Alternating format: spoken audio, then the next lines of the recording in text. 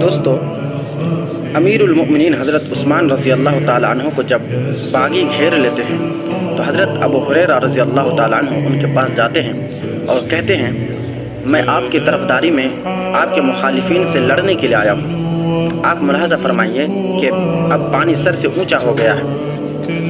یہ سن کر معصوم خلیفہ رضی اللہ تعالیٰ عنہ نے فرمایا، کیا تم اس بات پر آمادہ ہو کہ سب لوگوں کو قتل کر دو جن میں ایک میں بھی ہوں؟